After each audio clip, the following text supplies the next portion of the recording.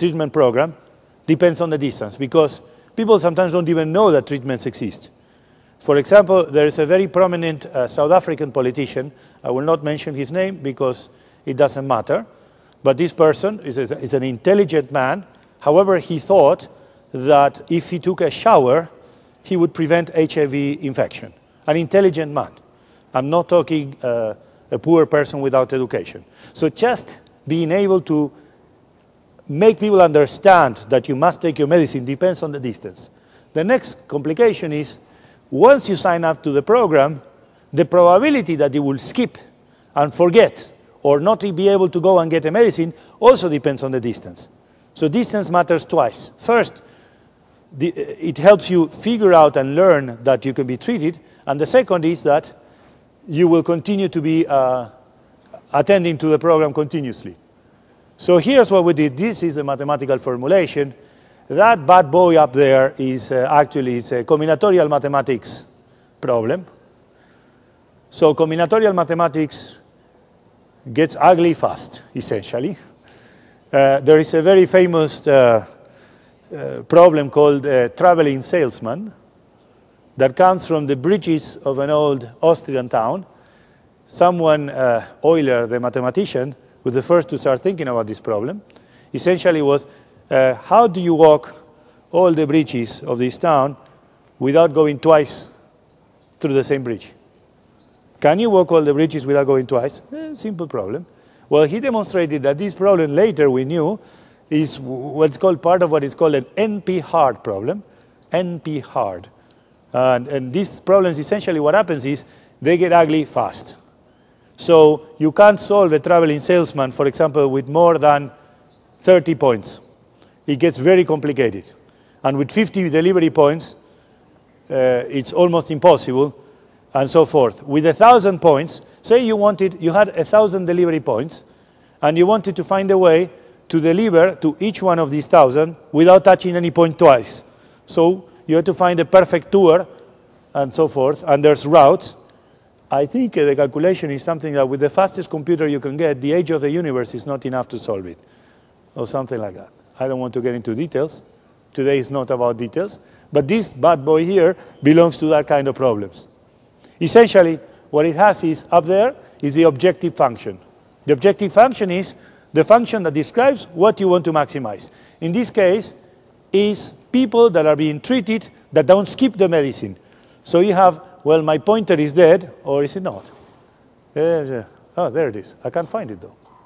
Never mind. So the first thing is the P is a population. So you have a number of nodes, which is where people live, with a given population. And then the next number is the adherence. Adherence is the percentage of the population that live in that place that know about the HIV program, that they can be treated, and they start going to treatment, which is not 100% of the population that are sick in that point. And then the next layer is of the people that know and that start to be treated, how many actually continuously are treated. And now these are random variables. Random, I mean, it changes all the time because it's a probabilistic. Some people forget, some people don't. And then of that, well, of course, you have the population and the AIDS prevalence rate. So that bad boy up there, what it says is, let's try to maximize the population treated that don't skip medicines.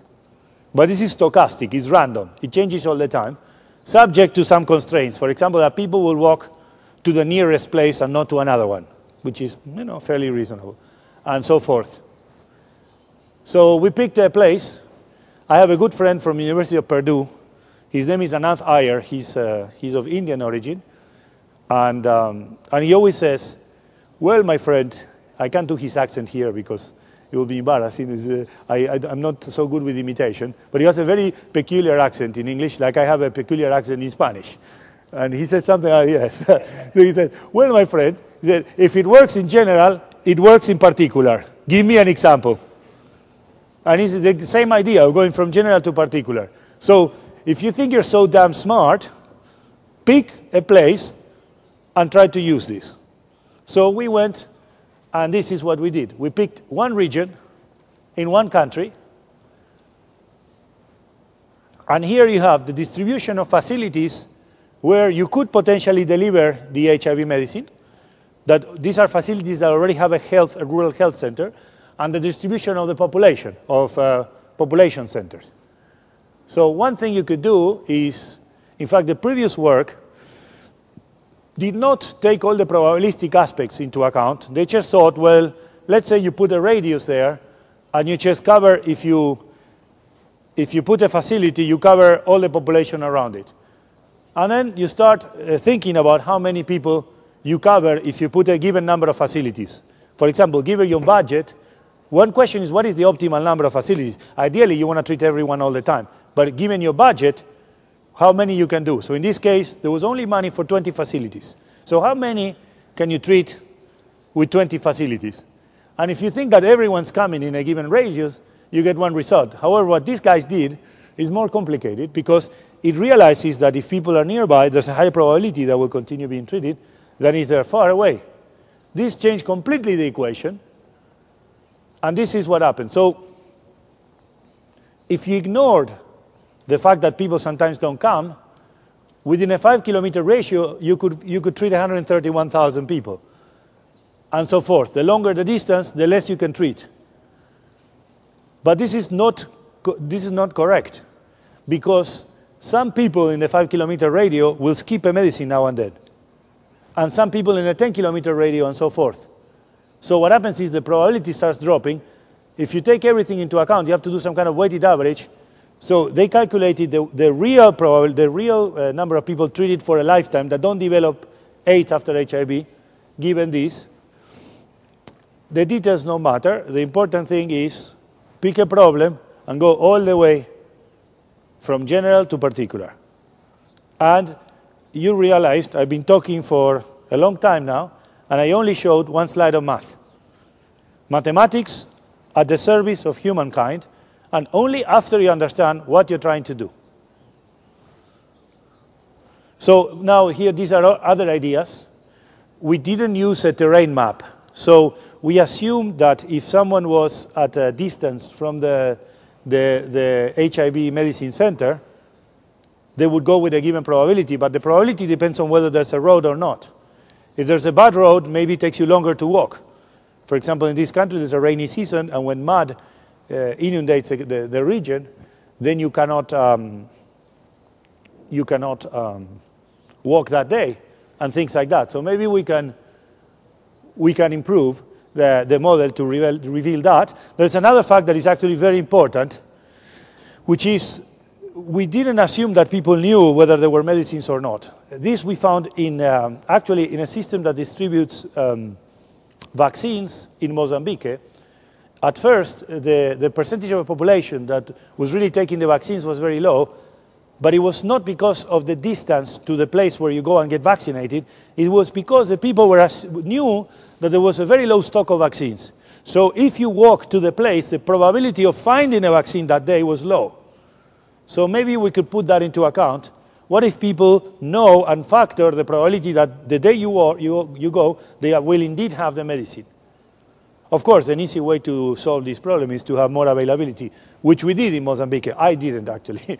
The real action people did, but we studied. This is what professors do. We don't do, we just study. That's a disease of science. Sometimes we observe so much that we forget to do. But that is another conversation. So there's one application of one problem. You just pick one problem. First, is it a logistics problem? Well, there's medicine, there's money, it's a distribution problem. Yes, check. And then try to help. The next example is also from HIV, so I don't have to introduce the background again, but it's taking one step behind. So if you go one step behind and you look at things from let's say, a bigger perspective, the previous example is distribution within a country. This next example is about how do you get medicines to the countries.